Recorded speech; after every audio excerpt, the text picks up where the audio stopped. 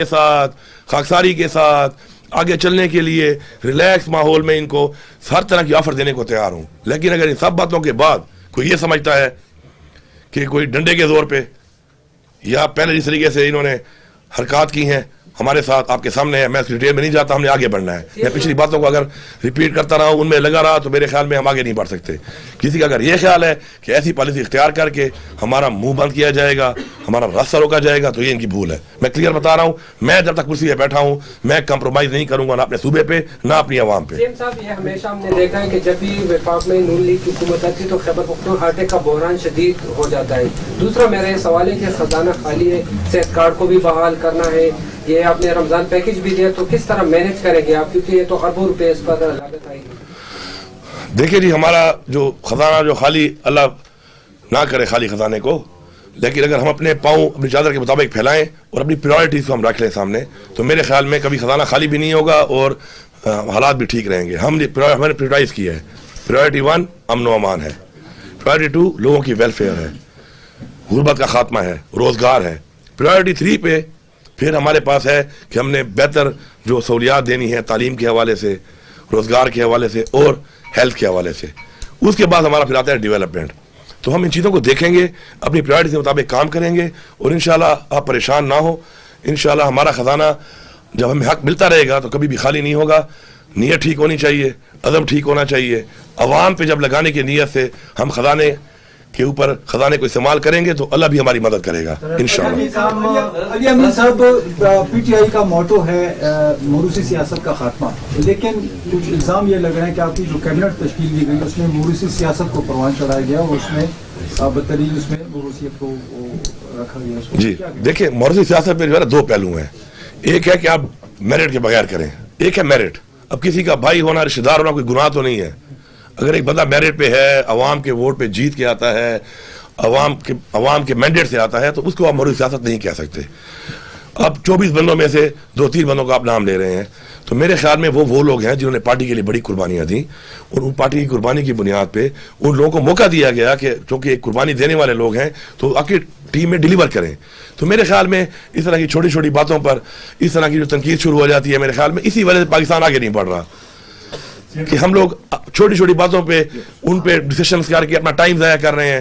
ہم نے آگے بڑھنا ہے. آپ یہ بتائیں کہ جو بھی ہے جس کا رشتہ دار ہے یا نہیں ہے, میرا اسے کنسرن نہیں ہے. اس نے ڈیلیور کرنا ہے, ڈیلیور کرے گا تو سسٹین کرے گا, نہیں کرے گا تو فارغ ہو جائے گا. سر ایک سوال ہے, سر عوامی سوال ہے, آگے رمضان آ رہا ہے, بجلی کی لوڈ شیڈنگ, گیس سر نہیں, اس بارے میں سر آپ اقدامات کریں. ہاں, یہ لازمی آپ نے چلانا ہے. اب اس میں میری میٹنگ ہو گئی ہے, 3 گھنٹے سحری کے ٹائم اور 3 گھنٹے افطاری کے ٹائم.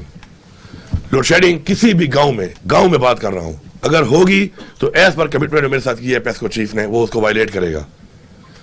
یہ پوری میں صوبے کو یہ پیغام دے رہا ہوں, اور آپ نے آواز اٹھانی ہے اس کے لیے. مجھے پتہ نہیں چلے گا جب تک آپ آواز نہیں اٹھائیں گے. میں پھر ریپیٹ کر رہا ہوں, آپ میری ٹیم ہے, آپ مجھے بتائیں گے. گیس اور بجلی 3 گھنٹے اور 3 گھنٹے آپ کو سحری کے ٹائم بھی ملے گی, افطاری کے ٹائم بھی ملے گی, درمیانے بھی ملے گی. آگے جا کے ہمارے 2 طرح کے لاسز ہیں.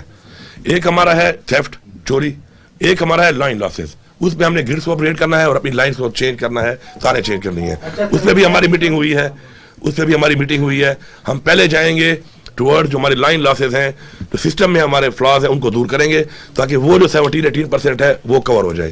پھر جو ہمارا 10-12% عوام والا ہے, اسٹیپ 2 میں ہم ان کے اوپر جائیں گے. اور میں نے ان کو بڑا کلیئرلی بتایا ہے کہ آپ نے غریب سے نہیں امیر سے شروع کرنا ہے. ہاتھ امیر کو ڈالو, غریب کو نہ ڈالو. غریب کے 2 پنکھے ہیں, 2 بلب ہیں, آپ اس سے گھر سے پہنچ جاتے ہیں, اور امیر کے بنگلے میں اس کا بل آپ چیک کریں اس کا کتنا آ رہا ہے. تو ہماری پالیسی جو ہے ان کو میں نے بتا دی ہے. انشاءاللہ رمضان میں جو ہے لوڈ شیڈنگ کے حوالے سے اور فورس لوڈ شیڈنگ جو ہے یہ بالکل بند ہے.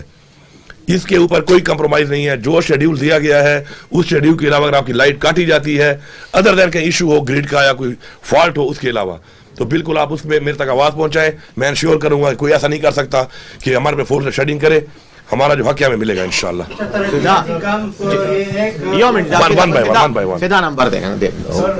آپ ایک جو تاثر ہے کہ جی مرکز اور صوبے میں محاذر آئی اور آپ ادھر عادلی اور خاکساری کے الفاظ استعمال کریں, ایک تو آپ کی آواز بڑی شاندار ماشاء اللہ. آپ نہیں سمجھتے کہ مرکز والے آپ کی مونچھوں سے ڈرتے ہیں؟ دیکھیں اچھی بات ہے, کوئی ڈریں گے تو کوئی ملے گا, کیونکہ بغیر خوف والے جو لوگ آئے ہیں وہ تو کچھ نہیں لے سکے.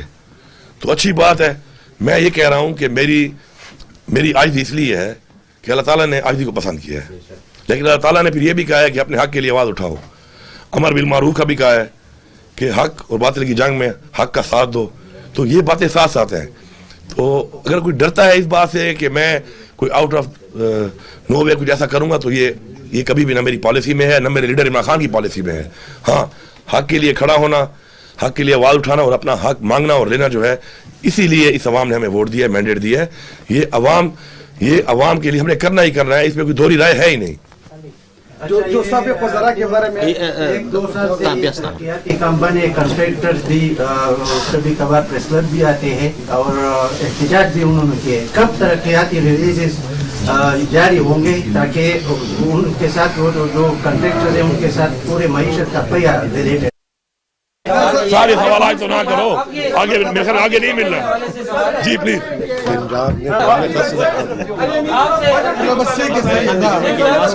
آپ کے ایجنڈا کے حوالے سے سوال ہے کہ ایک تو آپ نے یہ کہا کہ رمضان پیکیج دے رہے ہیں، رمضان پیکیج دینے کا طریقہ کار کیا ہوگا؟ آپ خود لسٹے پر آئیں گے، لوگ اپلائی کریں گے.